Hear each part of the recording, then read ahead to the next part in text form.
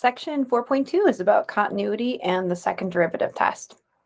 Today we're going to find inflection points and intervals of concavity and use the second derivative test to verify relative extrema. I know none of that means anything to you right now, but it will by the end of this video. In the last section, we really focused on determining where a function was increasing or decreasing. And we did that by finding critical numbers. To find the critical numbers, we took the derivative and we either set it equal to 0 or found values of x where the derivative did not exist. We then used sign analysis to determine what was happening in between those critical numbers and determined what was happening with the function on those intervals, whether it was increasing or decreasing. Today, we're going to focus on concavity, which is a really similar type of application, but with the second derivative. So it's going to look a lot like what you did in 4.1. We're just going to be looking for a different geometric concept, which is concavity. The graph that we're going to look at first, this one to the right, says consider the function shown and observe where f prime is negative. Well, if you're looking for places where f prime is negative, you're looking for places where the slope of the tangent lines would be negative. The slope of the tangent lines are going to be negative. If you're looking at this graph, I'm going to label these as 1 and 2. But the slopes of the tangent lines would be negative where the function is decreasing. And that occurs from, we're going to assume this goes off in both directions. I'm going to put some arrows on here. But we have that your function is decreasing. Say f is decreasing. And that's occurring on the interval from -∞ up to 1. Now, the next question is, where are the slopes of the tangent lines positive? So the slopes of the tangent lines, where is f prime positive? Well, that's going to occur where the graph is increasing. Now, it's increasing after you hit x equals 1. You're just going to keep moving on. If you want to label this x and f of x, that probably would be a good idea. But when it's positive, you're looking at values that are to the right of 1. So remember, at the point x equals 1, we don't have that it's negative or positive. That's where we have the horizontal tangent line. But to the right of 1, you're going to see that the slopes of the tangent lines are positive. So we'll say f is increasing, and that's happening from +1 up to +∞. And I just stated that f prime was equal to 0 at x equals 1. But there's another place where we should have a horizontal tangent line on this graph. The other place would be right here at x equals 2. Remember that we still have a horizontal tangent line, even though in this case we don't have any relative extrema because you don't have any sort of maximum or minimum value here. But we do have that the graph just sort of levels out for a split second. It has this constant or this 0 slope, and then it continues to move up and to the right. So we would say that we also have this occurring at x equals 2. Okay, so we have that so far.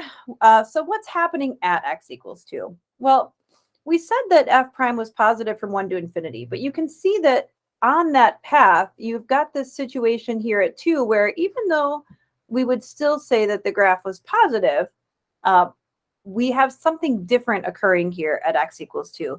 But if you look at these individual tangent line slopes, notice how the slopes start out a little bit steeper.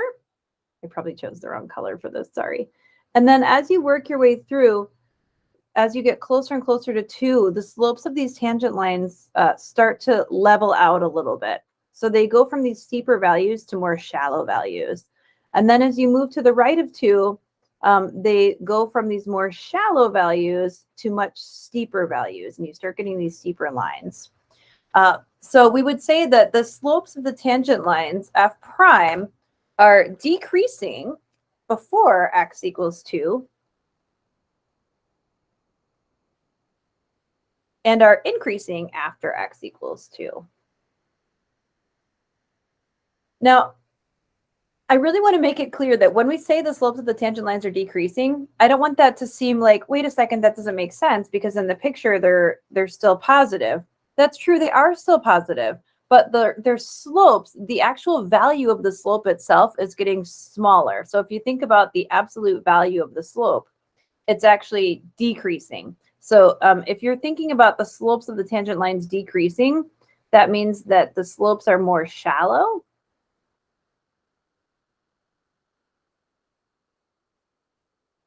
And more shallow slopes just have smaller absolute values as they approach 0 in this case. So you've got these larger slopes, maybe even starting at like a slope of 1, 1 to the right over run would be 1. And then as you hit 2, it zeroes out, and then the slopes start to increase again. You start to see this steepness happening in the graph. So I would say here that the slopes are getting steeper. Okay, it was like pouring rain and I had absolutely no sunshine at all. And now it's just like, I don't even know what is happening here. Yeah. Block out the sun. Like really excessive. Okay. It's like all of a sudden just like this brightness in my face when all I had was cloudiness. Slopes of the tangent lines are decreasing before x equals 2 and increasing after x equals 2. So that means that they were becoming more shallow, and then as they're increasing, they're getting steeper. So to consider this, here's a definition for you. F, differentiable at an open interval, is concave down on the interval I if f prime is decreasing on the interval. And that would look kind of like this. And concave up on the interval if f prime is increasing. Now, this doesn't exactly look like what's happening in your graph. This is just a general view of what it looks like when you're concave down or concave up. Now, if you're looking at it in this case, we said that to the left of 2, we had this decreasing situation. So you're seeing that to the left of 2, you have like, it looks like what's about half of this concave down picture, but it's still concave down. And then as you look to the right of 2, we have this picture that looks like concave up, where f prime is increasing. So you have what looks like half of this concave up picture here on the bottom. Now, I'm going to tell you something that my Calc 1 teacher at ECC taught me, and you can use it if you like. If you don't, but I'm probably going to use this terminology a lot, and I think it's an easy way to remember it. Concave down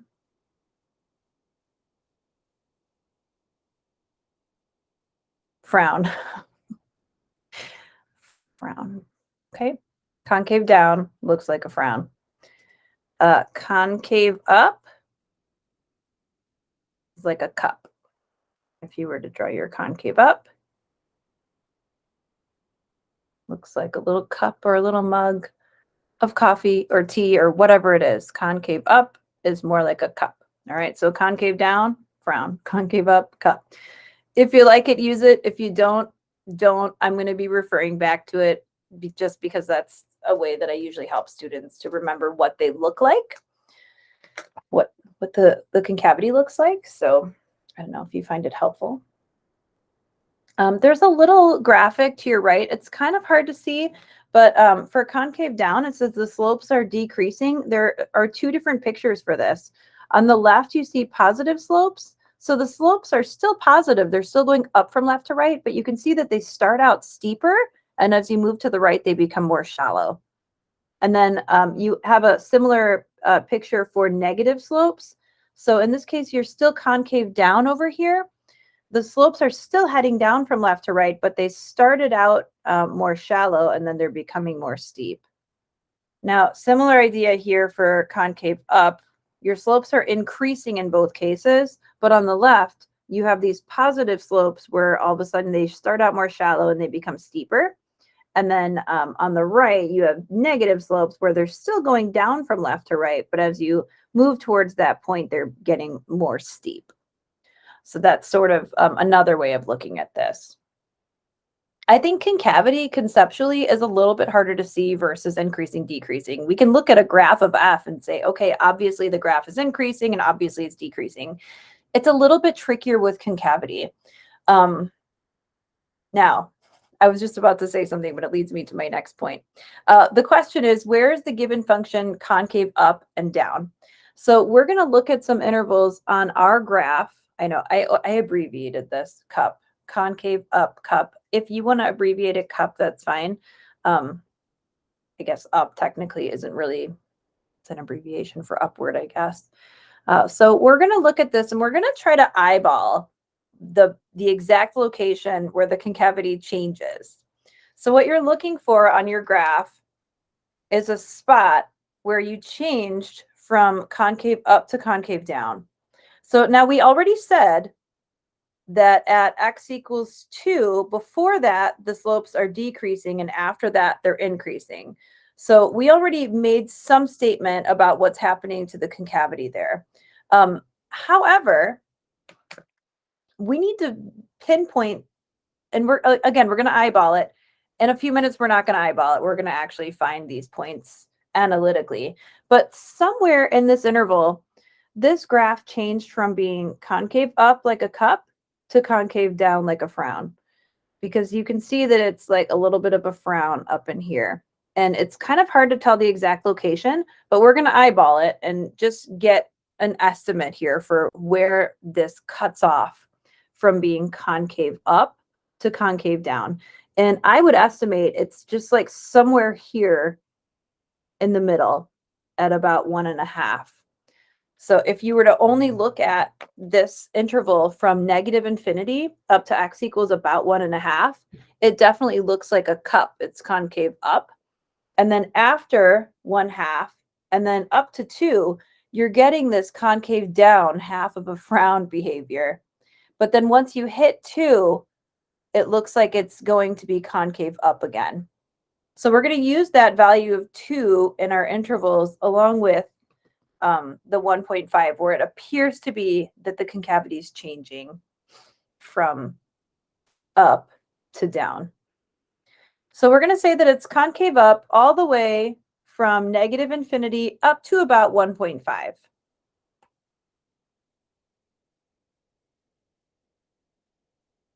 And then once we, oh, I'm sorry, I'm writing this and I didn't move my paper back.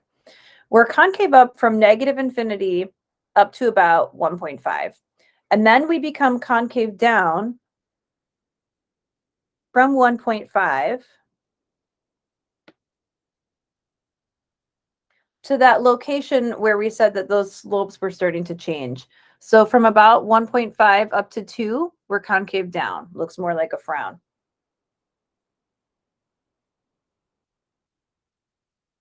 And then from 2 to infinity, we're again concave up. So you can see that as you move up from 2, you have this cup-like behavior. It's only half of a cup, but we could technically draw the other half and we'd be able to see that. You don't always need the full cup shape or the full frown. A lot of times you'll only get segments of it. So we could also say that we're concave up on the interval from 2 to infinity.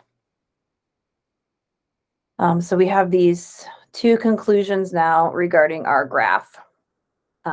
So hopefully you can piece this information back together with the picture. Again, like I was saying, concavity is not quite as intuitive as increasing, decreasing. So this is something you might have to spend a little bit more time thinking about and trying to get a handle on versus, just being able to say, okay, obviously I can see this from the graph. It's just not as obvious. And it's always a little bit harder for students to determine concavity. But, take a look at this graph, think about what these intervals mean, and pause the video if you need to, so that you can make sure you get a good understanding of where those values came from. Okay, recall, to find where f was increasing or decreasing, we needed to find where f prime was positive or negative. Now, this is something we did previously. So where f prime was positive or negative. So now we're going to progress this a bit to find where f prime is increasing or decreasing. We're going to take the derivative of f prime and determine where that's positive or negative. And the derivative of f prime is f double prime.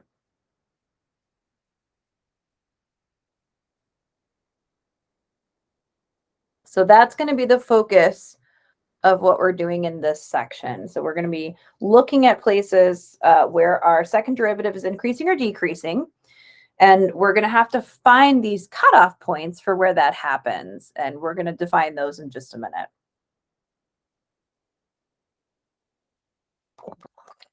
Putting these facts together, here's the theorem for you. We're going to let f be a function whose second derivative exists on an open interval I. If f double prime is positive for all x in the interval, then f is concave up on the interval. So if your second derivative is positive, that means that your slopes are increasing, which takes you back to here, then your interval is concave up. So we're just sort of piecing all this together. If your second derivative is negative for all x in the interval, then f is concave down,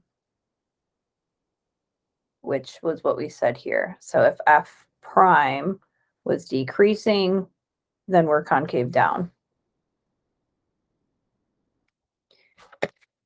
That's all your background information. Oh, wait, I have to define like 2 more things for you. Let's do that. Definition. Points on f where concavity changes are called inflection points. This is a new term for many of you.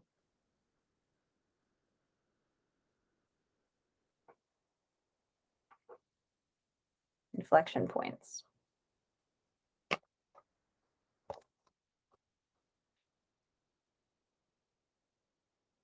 If x equals c is an inflection point, then it must be the case that either f double prime equals 0 or f double prime does not exist. So the same way, the same way that we looked at critical numbers and how we determined whether a function was increasing or decreasing, we are going to do the same thing with the second derivative. We're going to look at values where the second derivative is 0 or the second derivative does not exist. And those values are going to give us some possible inflection points. I say possible because it may not necessarily be an inflection point if the concavity doesn't change. The concavity needs to change in order for us to officially call it an inflection point. But we still need to examine it regardless. Putting these definitions and theorems together, we have to find intervals where your function is concave up or concave down and inflection points. We have steps for concavity and inflection points.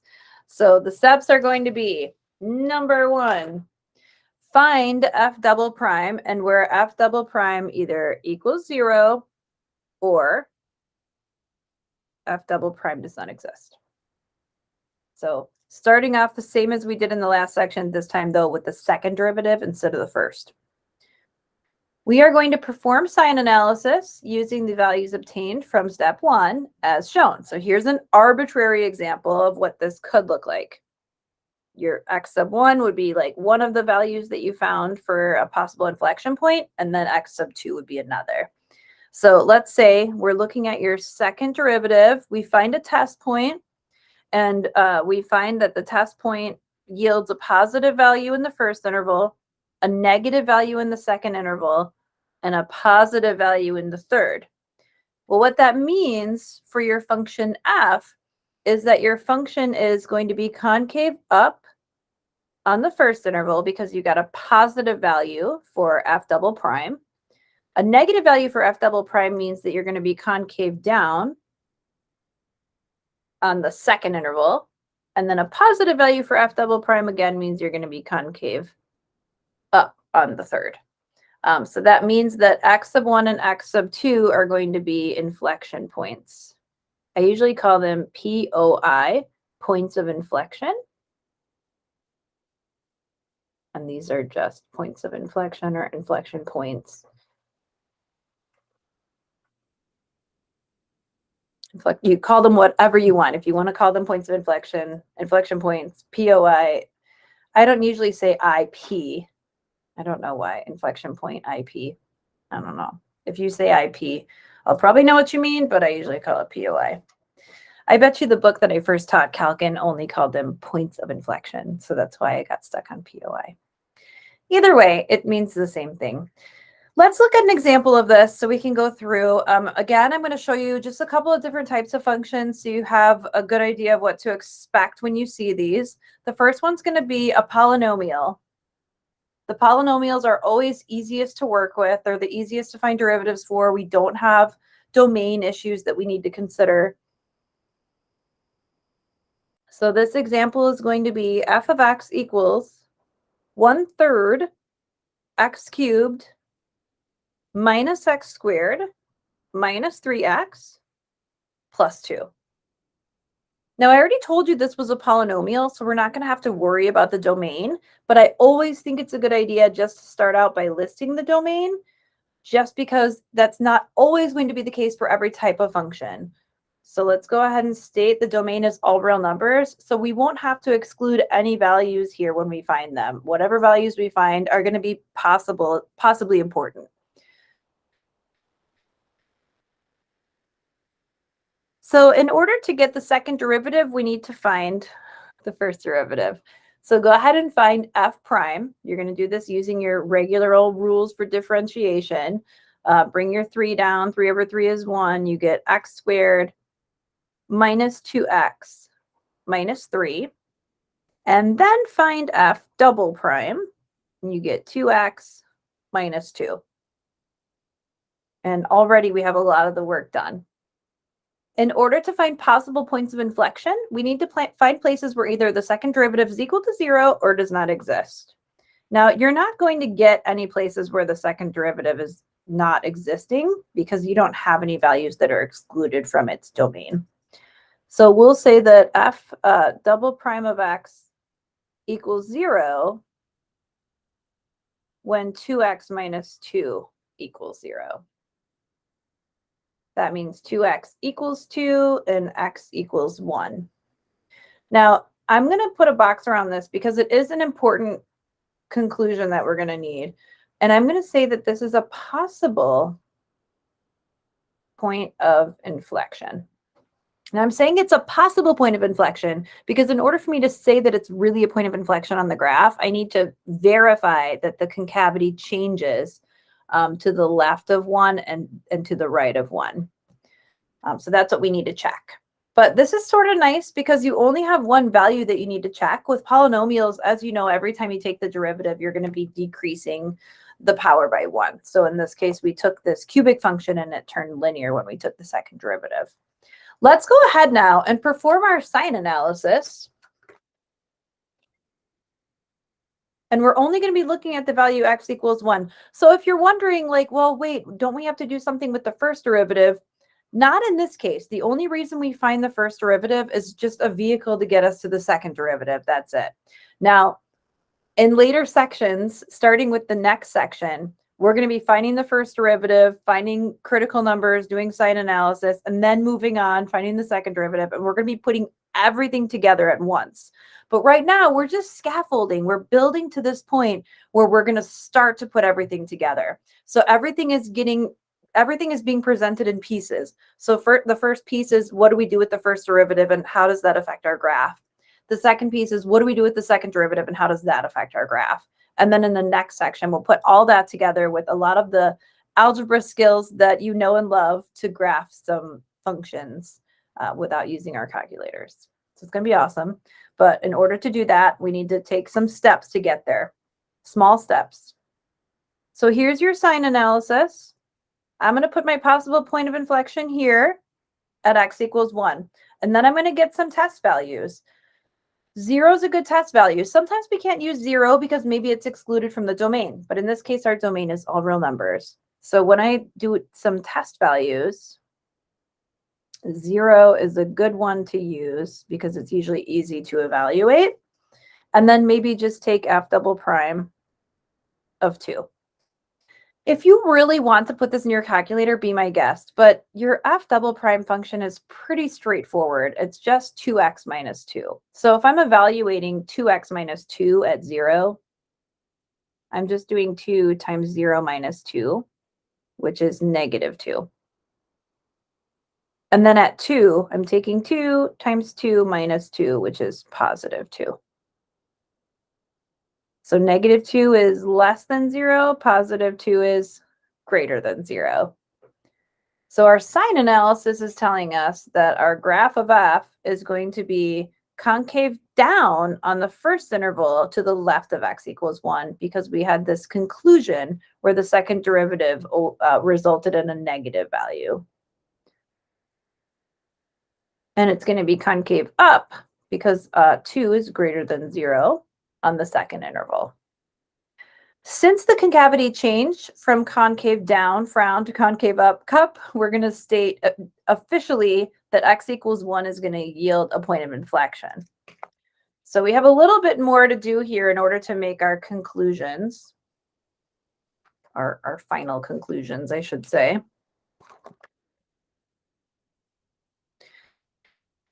Okay, so let's go ahead and say that f is concave down from negative infinity up to 1. F is concave up from 1 to infinity. And we can also state that we have a point of inflection at 1. And you're like, 1 what? Well, you can't just say x equals 1. You got to give me a y value for the coordinate there. Remember, it's going to be 1 and then f of 1, not f double prime of 1. If I did f double prime of 1, I'd be getting a value of 0 because that was a point of inflection where we had the second derivative equals 0. So don't do that. Just evaluate your original function at 1 to get that corresponding y value on the graph.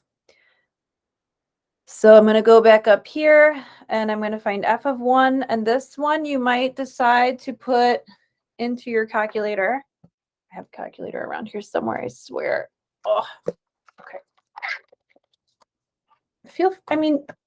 Don't have any ego about it. If you want to put something in your calculator to check it, please do. I'd much rather you be sure about it than guess.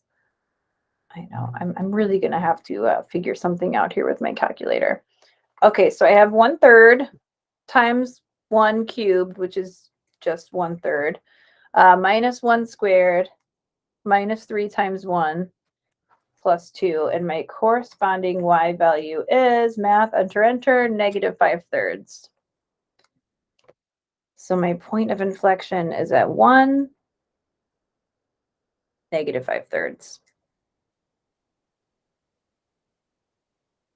Okay. Excellent. Wonderful. Wonderful.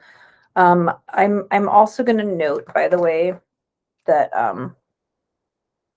f double prime dne, I'm going to say none. I just want to note that like we checked it because remember we had these two conditions we had to meet, either f double prime equals 0 or f double prime does not exist. So we did the 0 case. And where f double prime does not exist, you're not going to get any possible points of inflection because it's not going to happen. F double prime exists for any x you choose. So the answer here is officially in this box, but all the work that we have shown to get here is what I expect to see from you. So this is all work that is going to be required to get to this conclusion. So if you just give me this conclusion, that's not okay. Like you need to show me the work to get there. Should we look at this on the calculator? Let's see. Open this curtain. a second, get some light. I think that'll help. Usually it does. Okay.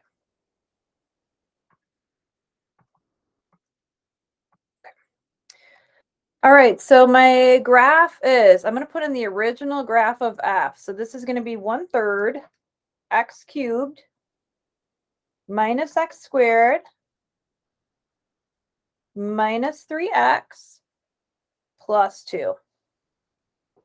I'm going to zoom standard and we'll kind of see what happens here. But I know I'm expecting an inflection point at 1 and -5/3. And actually, sometimes these polynomial values can be a little bit hard to see because sometimes the polynomial values are just huge and you have to really play around with your graphing window to see them. But in order to see this point at 1 -5/3, I mean, it's just right here, 1 -5/3. But you can see how the concavity changes at that point. So this is your inflection point right here. Your graph to the left of x equals 1 was concave down, brown, that whole time. And then at some point, it had to change to be concave up. So as you move to the right of 1, you can see that you are concave up cup. So it's really, like I said, it's hard to eyeball, but if you have a value, you can check it in your calculator and just make sure it makes sense. So like you definitely know that at some point between these two values, you must have a point of inflection. The concavity changes. So once you find that value, just verify in your calculator that like, yep, that looks good. Definitely looks like something that's happening to our graph. And then you can move on.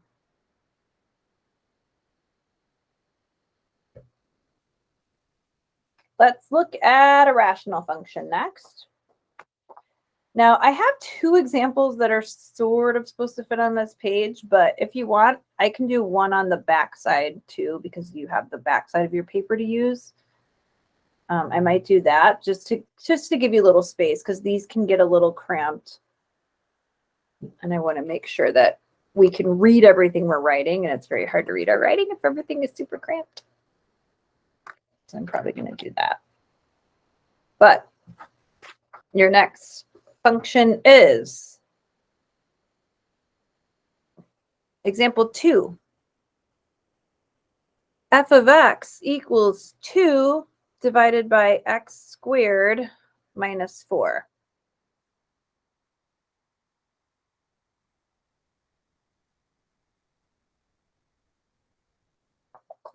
Okay, now this is a rational function, which means that we have polynomials in the numerator and the denominator.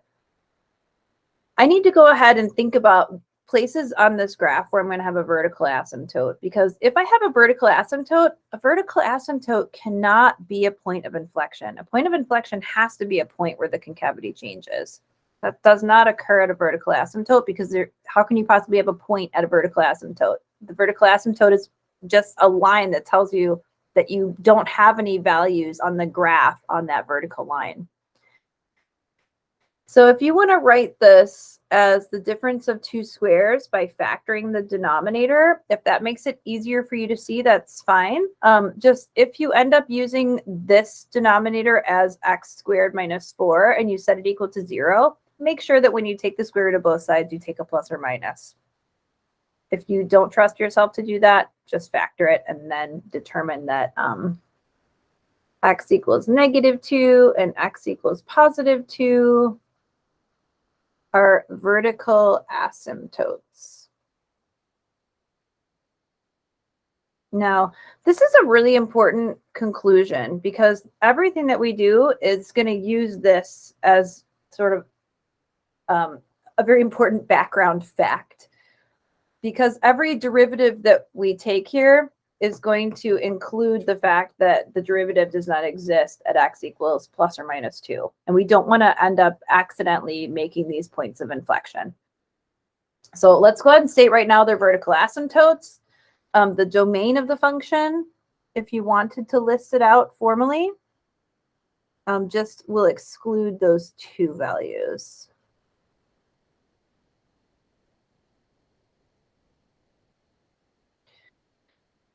Okay, now we can go ahead and take the first and second derivative I would recommend rewriting your function f just because the numerator is a constant. And instead of using the quotient rule, it would probably be easiest to just rewrite this such that the denominator has an exponent of -1 and use the chain rule. Now, you absolutely can use the quotient rule on this if you'd like. That's up to you. I just find it easier to do it like this, and then we'll see what happens, and we might rewrite it again in a minute when we take the second derivative. So f prime of x is going to be 2 times -1. So you're bringing that exponent down. Decrease the exponent by 1. Don't forget to chain on the derivative of the inside function. There's your chain rule. It's not going away. We're going to keep using it all the time. I'm going to rewrite my f prime so that f double prime is a little bit easier to handle. So this is going to be -2 times +2x, which is -4x. And I'm just going to bring this quantity back down to the denominator as x squared minus 4 quantity squared. Now, in this case, I decided to rewrite it like this because I'm still going to have to use the chain rule and the product rule if I leave it in its first form. This is, I think, a little bit easier to look at. And now that I have a variable in the numerator, it's going to be easiest to take the second derivative by using the quotient rule. So let's go ahead and take f double prime.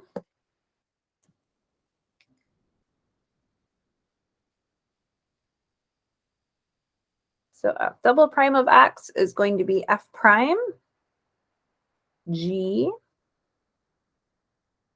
minus f g prime. Don't forget to use the chain rule.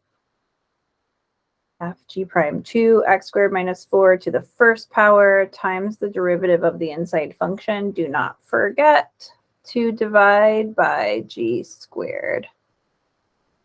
When you square a square, you get a fourth power. And we're going to simplify. Before you do anything else, I would recommend make your life easier and cancel out the common factor of x squared minus 4 in every single term. It's located in all three terms, so you can do that. One factor here means you can take out one factor everywhere. So take out 1 from the denominator, and now you have the third power. And take out 1 from the numerator, and that leaves you with the first power. Then you can rewrite it and simplify what you have left.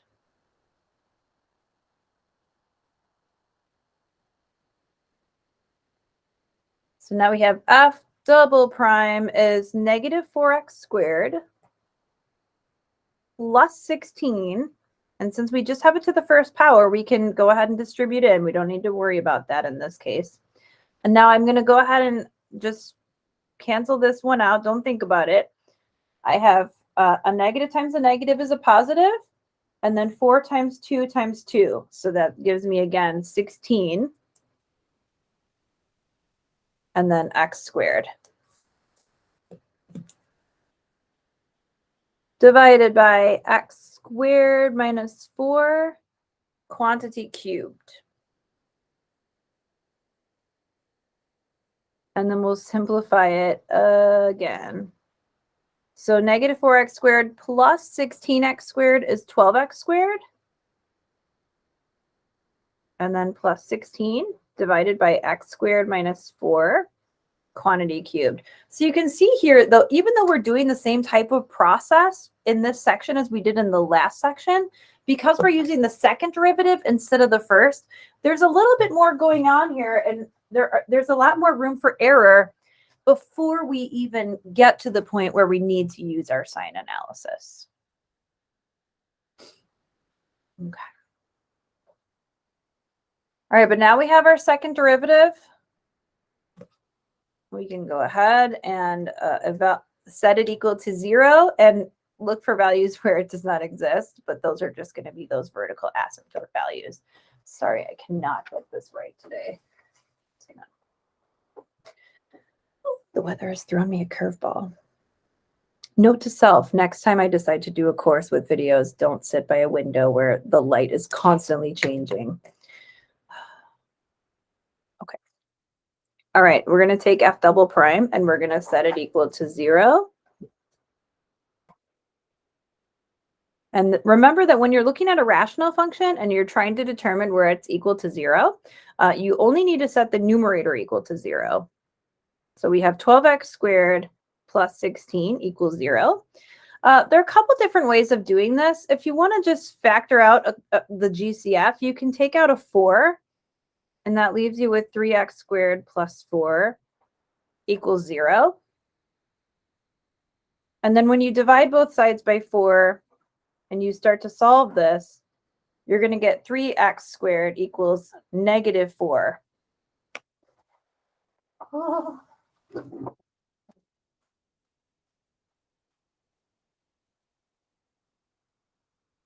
right, 3x squared equals negative 4. And that's not good because that means that x squared equals negative 4/3. We know that we can't square a number and get to a negative value. So we actually don't have any places here where this is going to happen. So I'm going to say not possible. So I'm going to say that we, in this case, have no possible points of inflection because f double prime equal does not exist, means that x squared minus 4 equals 0 and x equals plus or minus 2, but these are already vertical asymptotes. In this case, f double prime equals 0 and f double prime does not exist, yield us no values that we can use. So we're going to say that we have no possible points of inflection.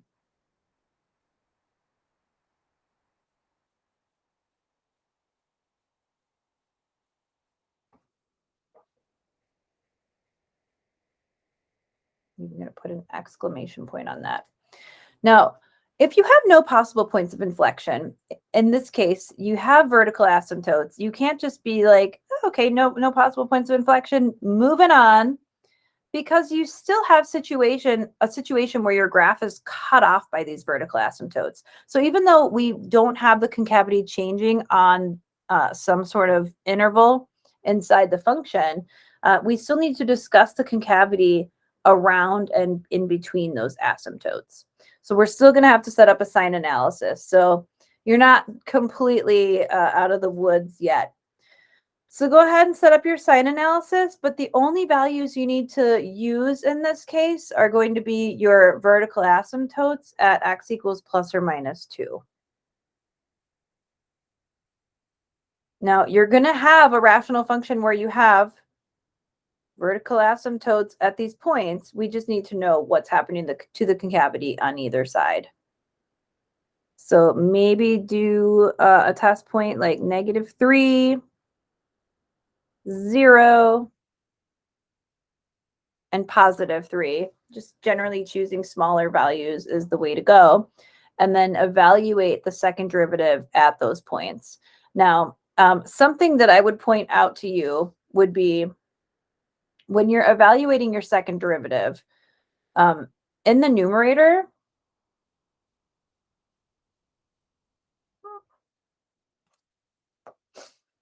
of your function or your second derivative, you have 12x squared plus 16.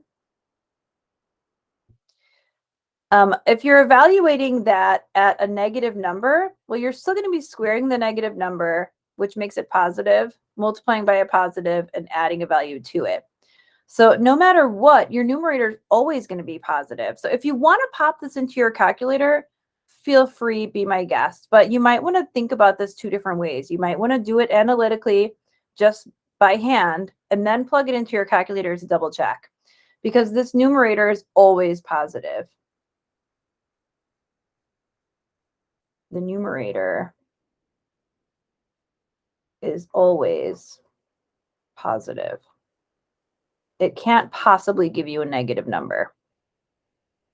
The denominator, however, can give you a negative number because you're taking a value and cubing it. So that's going to be the deciding factor here for what's happening with your values. So we're really just focusing on that. So like if we had x equals 0, in the denominator, you'd have 0 minus 4 is a negative number, and when you cube it, it stays negative.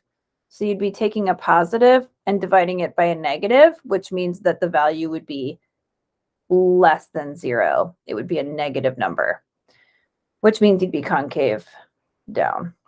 But I'm also going to just remind you of how to check this in your calculators. But for negative and positive 3, you're going to get the same conclusion because we're squaring it. And when you square negative 3 and when you square positive 3, in both cases, you're going to get 9. So in both cases here, you're going to have the numerator being positive because it's always positive. And the denominator is also going to be positive because whether you square 3 or negative 3, you're going to get 9. And 9 minus 4 is a positive 5. When you cube it, it stays positive. So you have a positive divided by a positive. Again, this is just to save you some time putting this second derivative into your calculator, but also sometimes students enter this into their calculators wrong, and maybe they miss a parenthesis, and their conclusions are all wrong because they're based off the wrong function they entered in their calculator. That's why I really highly encourage you to just use your brain here and plug in some values and think about what the sign has to be. It really doesn't matter what the actual value is as long as you know it's negative or positive.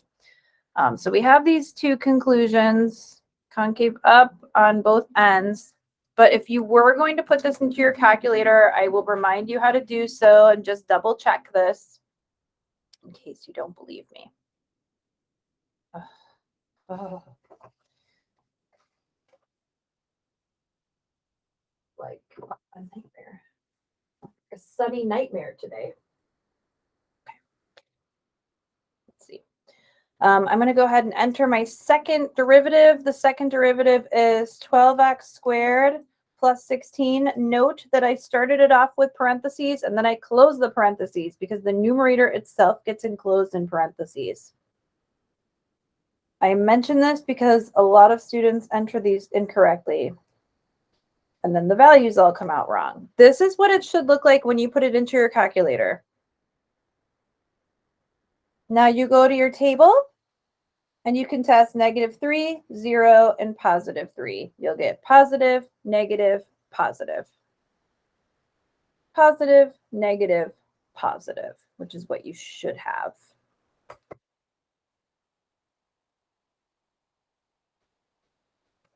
Okay. So now we can make some conclusions. We can go ahead and conclude that f, our function, is concave up on -infinity to -2 and 2 to infinity, and f is concave down on -2 to 2. And we have no points of inflection. So yes, the concavity is changing, but a vertical asymptote does not contain a point on the graph, therefore it cannot be a point of inflection. So this gets missed a lot with the vertical asymptote. So make sure that we have a good understanding of that. A vertical asymptote cannot represent a point of inflection, even though the concavity changes at those values. Okay, let's do one more example using a different kind of function here. And I already stated I was going to, so I'm going to just flip this page over because there's no way I'm going to fit that example into this little tiny, teeny piece. I'm just going to flip my page over and do example 3.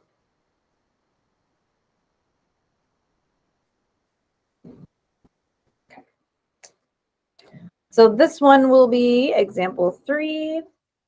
F of x equals the cubed root of x minus 9 squared.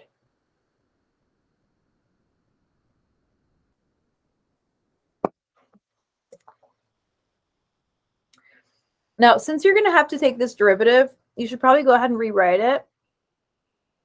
as x minus 9 to the 2/3 power. Remember, the index of your radical is always going to be the denominator of your rational exponent. Okay, now I've started all of these problems out by listing the domain, and that's especially important for rational functions and radical functions, where we can only think about values that are actually included in the domain. However, even though this is a radical function, its domain is still going to be all real numbers. Remember that you can take a cubed root of a negative number, and that's okay. So whether it's a cube root or the 2/3 power, it's still a cube root, and you're going to be squaring it. But because I'm taking a cubed root, whatever value is under this radical can be positive or negative. It's only even roots that we need to worry about. So the domain in this case is all real numbers.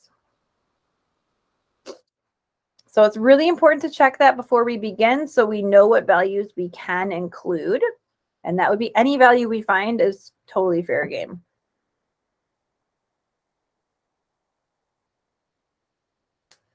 Okay, so odd roots can have a domain of all real numbers, whereas even roots, we need to make sure that we're being careful to exclude values that would make the radicand less than 0.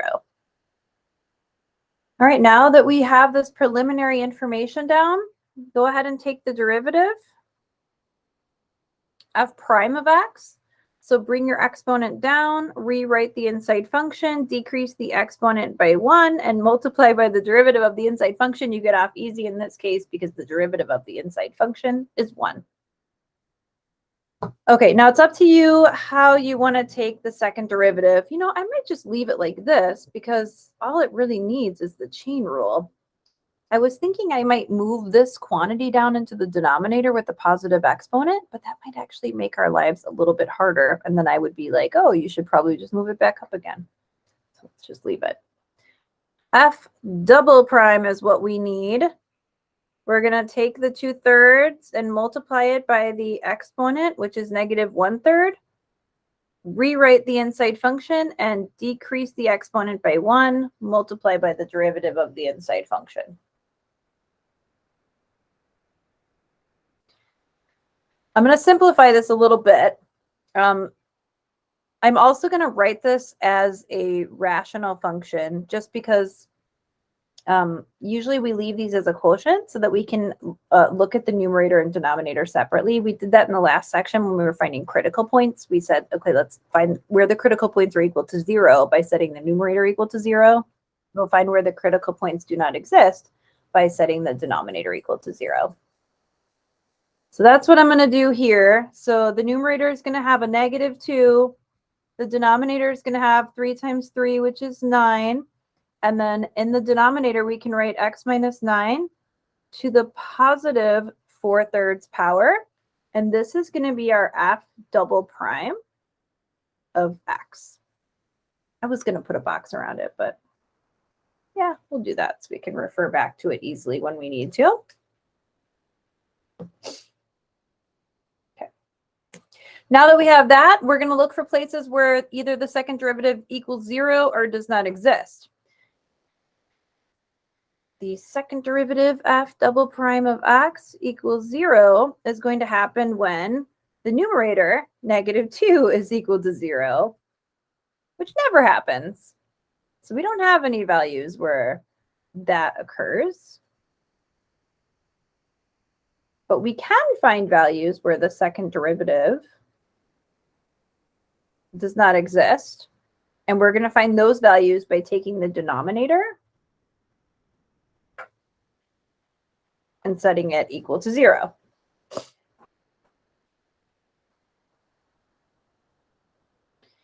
So I can divide both sides by 9, and then I'll just get x minus 9 to the 4/3 power equals 0.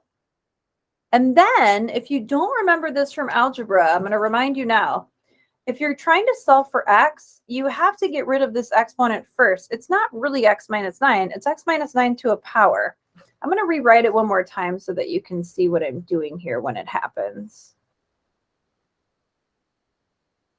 To undo this power, I'm going to multiply, or I'm going to take it to a power that's the reciprocal of the power that we currently have on it.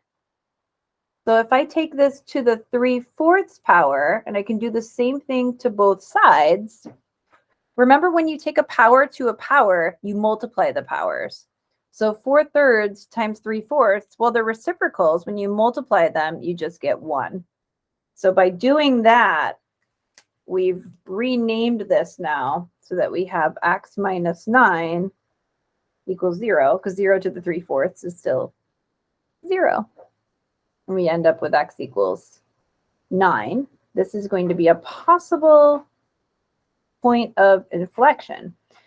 Now, in the last two examples, we didn't actually have a conclusion where f double prime didn't exist. The first example was a polynomial, so we didn't have any values where the second derivative didn't exist.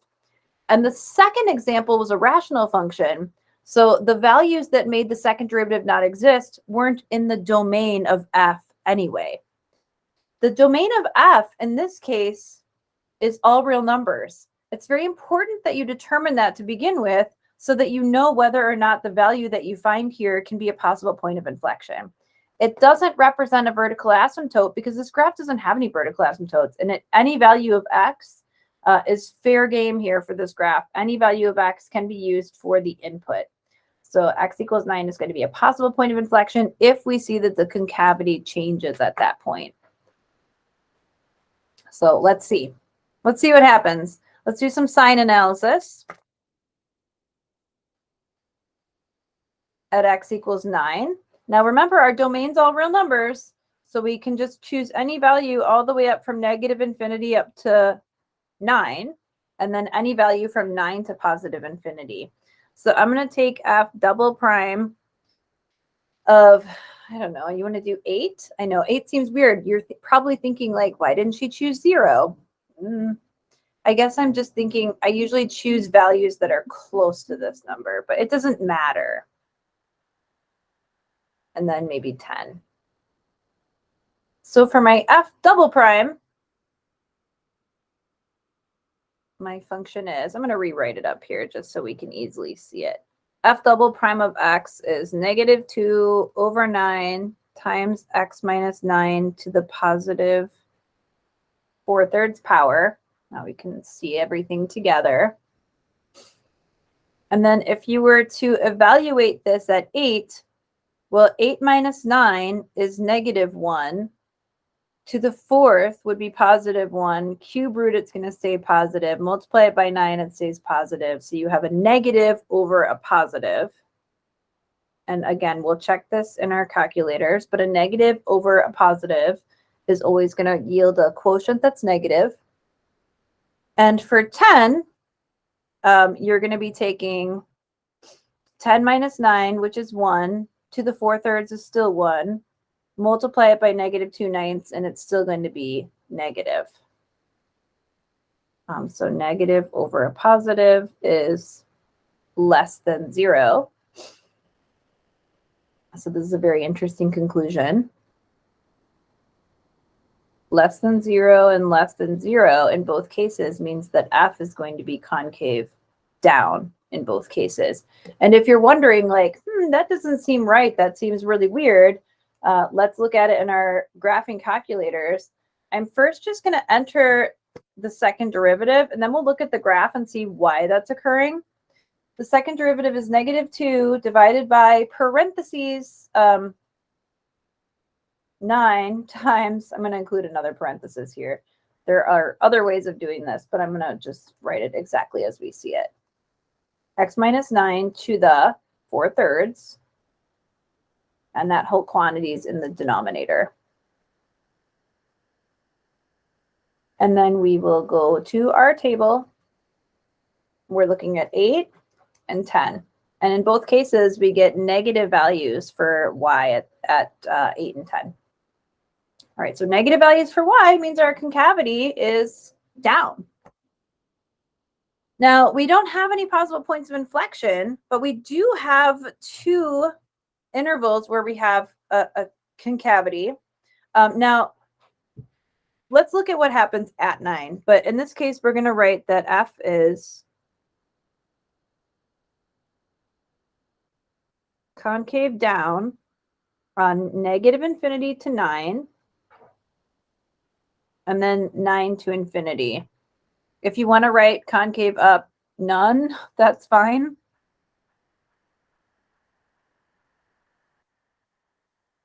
Or no intervals or something like that. We have no points of inflection.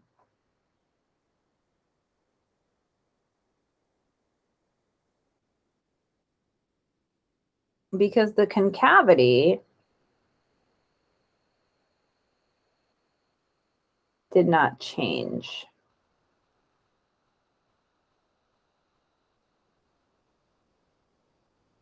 Let's look at the graph and see if we can make some sense of exactly what's happening in this picture and why we're getting this result.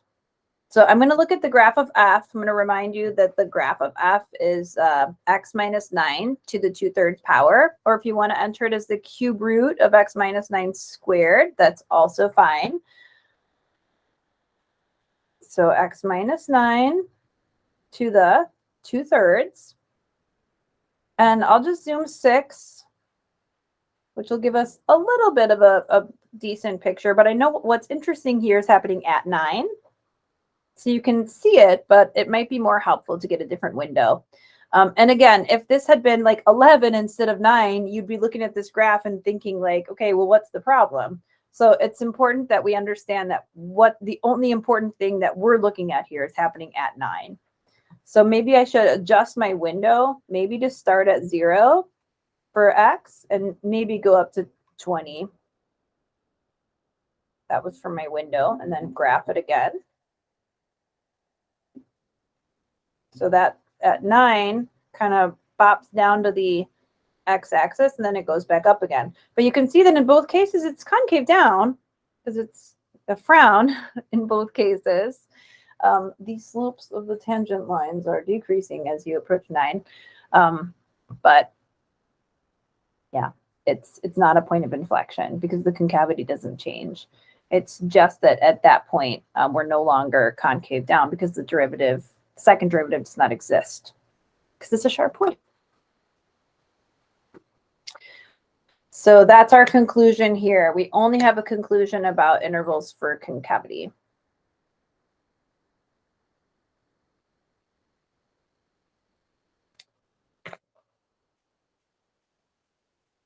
Flip this back. Page 10 is about interpreting points of inflection. So consider the following example. Let the function f of x represent an animal population in thousands where x is years after 1990. Interpret the practical significance of the inflection point in the graph. So I hope now that we have a little bit of a sense for what a point of inflection looks like. But you can see in this graph that we are concave up cup and concave down frown. And at some point that flips. So you go from concave up to concave down. And you need to determine or kind of eyeball where you think that happens. And I think that it looks from the graph like that happens right about here when x equals 4. So this would be your point of inflection. So remember that x is years after 1990. So if we're interpreting the practical significance of the inflection point in the graph, we're talking about 1994. So we would say that in 1994, the animal population was increasing the fastest.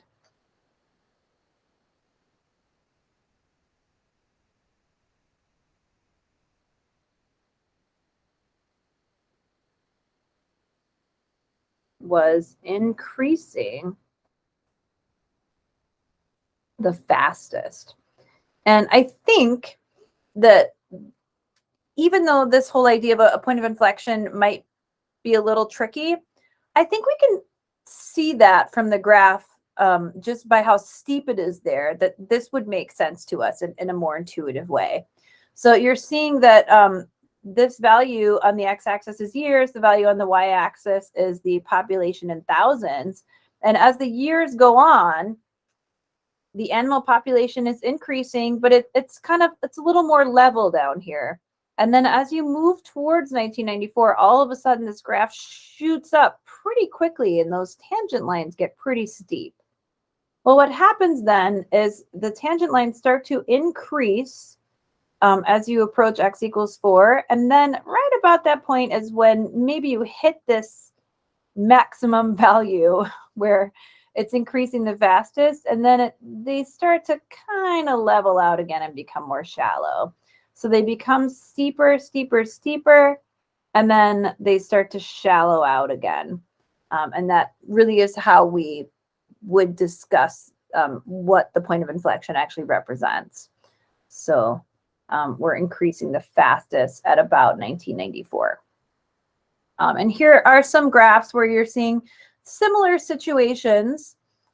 In this case, F is increasing.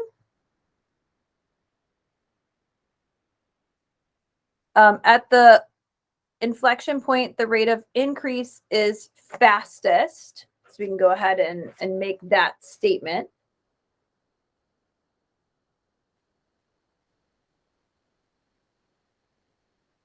So that's kind of the way that you would represent this graph. Maybe if you put the point of inflection right there, just the way that you would be able to interpret the point of inflection here. Just the graph is increasing, and at this point of inflection, the rate of increase is more rapid. Now, in the next example, your point of inflection would be right about here. So you went from concave down frown to concave up cup. F is decreasing. And at the inflection point, the rate of decrease is the fastest. So you're seeing that you get these sharp slopes around the inflection point in both of these instances. So one of them is increasing, one of them is decreasing, but the inflection points but the tangent lines have these really steep slopes. Now, something that would be a little bit of an opposite situation is this picture on the left. You have F is increasing, but at the inflection point, the rate of increase is the slowest. So in this case, your tangent lines were increasing at a very rapid rate. And then all of a sudden you get to this point of inflection and they start to kind of level off. They get to be very shallow, and then they start to increase again as you move your way up the curve. And then with the bottom graph, we could put the point of inflection right about there. Hopefully even just looking at these helps you to get a good sense of what the point of inflection looks like graphically. F is decreasing. At the inflection point, the rate of decrease is the slowest. So it's still decreasing. It's just you're decreasing at a decreasing rate. And then you start to increase the decrease.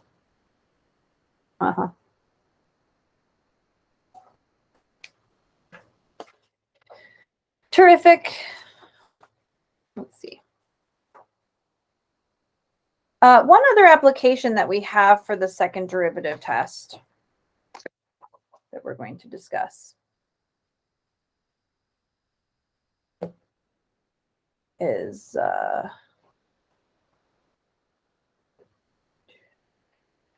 let's see. An alternative to the first derivative test for determining local extrema. So this is for maximum and minimum values on a function.